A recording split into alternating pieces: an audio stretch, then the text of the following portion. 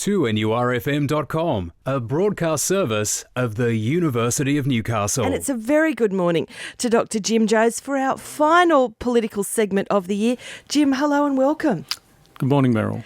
Well, as I said earlier, Jim, normally this time of the year, the newspapers and radio pundits like us are sort of left to, talk about shenanigans at Christmas parties and what's going on. Just generally, there's not a lot of political news around. That is not the case this year. No, things are still quite exciting in a way. We had a bit of a conniption in the coalition. Ian Macfarlane sort of said, I'm standing down from the Liberal Party, partly, I think, as a result of being stood down from the cabinet, from the ministry by Malcolm Turnbull. And that was back in September. And so a week or so ago, Ian Macfarlane announced that he was stepping away from the Liberal Party and he wanted to join the National Party and sit in the Parliament on the National Party benches. That's got a bit more complicated for him because in Queensland, where he's based, in the seat of Groom, he had relatively popular support by the local branch in the seat of Groom, and they supported his move from the Liberal Party to the National Party.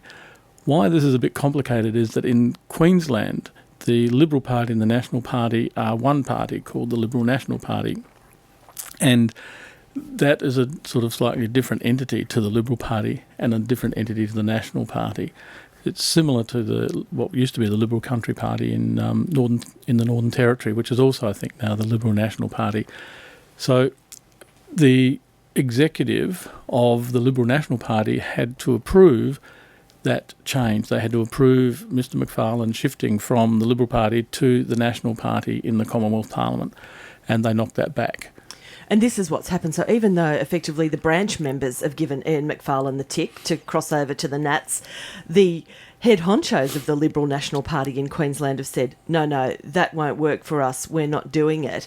And it's really now been stymied, which leaves him out on a limb. It certainly does. I mean, I think that the strategy that he pursued was, it turned out to be a risk that fell apart, largely because had he moved to the National Party, then the National Party in the coalition in Canberra would have had a claim, or they thought they had a claim, on an extra seat in the ministry, which would have gone to Ian Macfarlane. So it was a sort of a high-risk political manoeuvre to shift back into the ministry and to sort of, shall we say, stymie Malcolm Turnbull's authority over the coalition. That hasn't happened. The coalition remains at present under Malcolm Turnbull's control.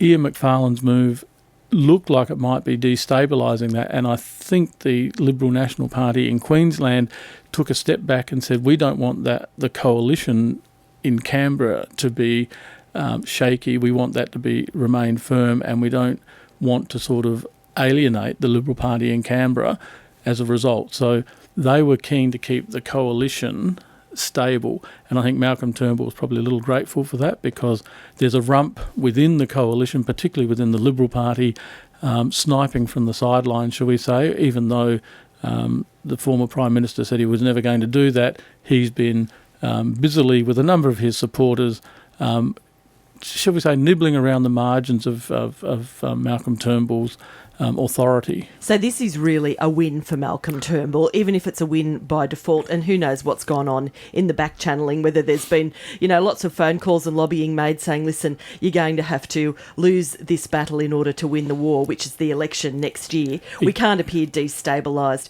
We have to be united. And if we fall away now, then all the cards are on the table. But exactly, the election next year is really what's important, and keeping the coalition stable is one element, and the other element, as you were about to ask me, I think, was about the budget announcement. I want to ask you about that most definitely, Jim. The other point, just in closing on Ian Macfarlane, is it also does now create massive tension between the leader of the National Party, Warren Truss, and Malcolm Turnbull. And that is a coalition, the Nationals and the Liberals. They must stay together in order to win the election. Yes, I think that's a reasonable summation, but it is also the balance of power in both houses. The Liberal Party is one seat shy of an outright majority in the House of Reps. So it only nominally depends on the Nationals in the lower house. In the upper house, it very much depends on the Nationals, although they are by far the smaller party coming in behind the Greens. So the power of the Nationals, which was once quite substantial, they were a small tail wagging a large dog for many, many years, politically speaking. But now they're sort of less and less influential.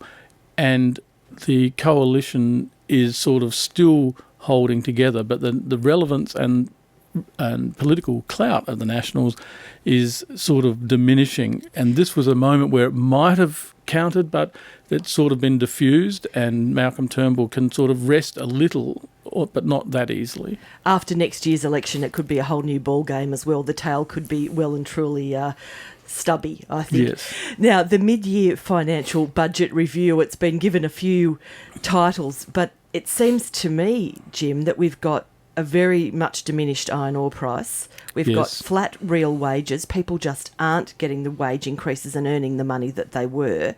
The revenue's not coming in on the left-hand side of the budget. So we've got a big deficit, and Matthias Cormann today, along with Scott Morrison, going to have to try and make a fist of it. Well, there's a sort of... It's an opportunity, one might say, or argue, there's an opportunity for the government to reset budget parameters and to re-articulate a political vision midstream, so to speak, and aiming towards sort of the next budget and the next election. So the next May budget is likely to be an election budget, which the coalition will be keen to position itself in a favourable light. The mid-year report, if you like, the mid-year budget statement can, in fact, help align that. Now, at the moment, it doesn't sound a whole lot like that's the case. Yes, all the revenue issues, revenue is down, spending as a percentage of the gross domestic product is up higher than forecast. So the government currently, so the noises that it's making at present is that it's likely to try and rein in spending in various ways and look at sort of developing ways of keeping the revenue stable. I don't know that it necessarily has to sort of have this sort of input-output sort of model. It can look at other means, and one of the arguments around the GST is that this would help offset some of these things, except that most of the debate thus far around the GST has been how to offset personal income tax rather than how to use the GST for more infrastructure and more expansionary programs. I mean, raising the GST to give taxpayers sort of personal income cuts is good for votes, but it's not necessarily good for the long-term viability of the economy. It's not a way to set your budget, is it? Well, when you've got declining returns on exports and so forth, particularly from the resource sector, this is a real problem for the government. And whether they will be able to sort of stand up and say, we're looking to reset our agenda and with a view to 2016, rather than we're looking to do more of the same. At present, it sounds like more of the same rather than a reset process and a bit more forward thinking. Perhaps that's a measure of Malcolm Turnbull's conservatism with respect to his leadership to make sure that he doesn't alienate too many different sections of his party all at once. I think, as we said earlier, there is a budget in the air next year.